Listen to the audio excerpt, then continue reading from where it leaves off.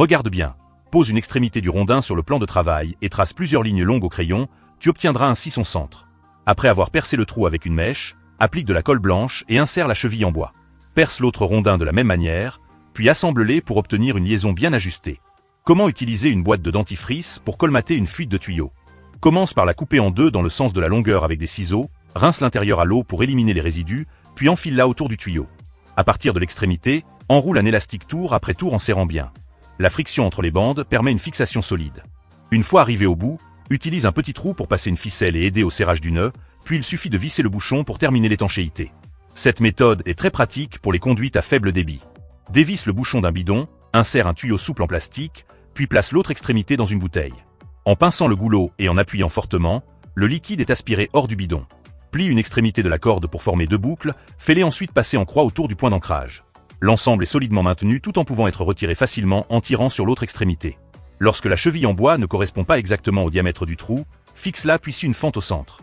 Insère un petit morceau de bois dans la fente avant de l'enfoncer. Le principe est similaire à celui d'une fixation expansible.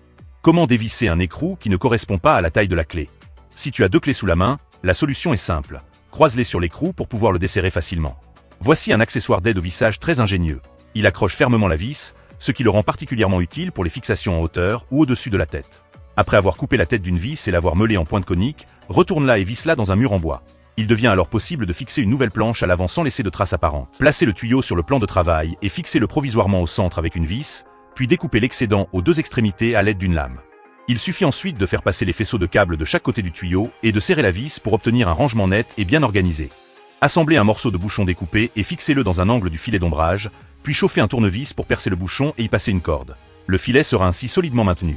Ne jetez pas les bâtonnets de glace restants. Coupez-les en deux, attachez-les avec un élastique et glissez quelques petites cales en bois au centre pour fabriquer une pince gratuite et pratique. Voici un outil d'aide à l'installation d'ampoules réalisé avec 4 cuillères. Associé à une perche, il permet de visser facilement une ampoule dans des endroits difficiles d'accès. Comment fabriquer une pince à cosse efficace? Il suffit de faire passer le fil de cuivre d'un côté puis de le replier, de le serrer de l'autre côté et de tirer jusqu'à la longueur souhaitée pour finaliser l'outil. Si un tube arrondi se trouve exactement dans un angle, comment poser une planche en bois sans laisser d'espace? Commencez par retirer les deux parties superflues, mesurez le diamètre du tube avec une règle, reportez les repères sur la planche, reliez-les, tracez un cercle au centre et découpez selon les pointillés pour obtenir un ajustement parfait.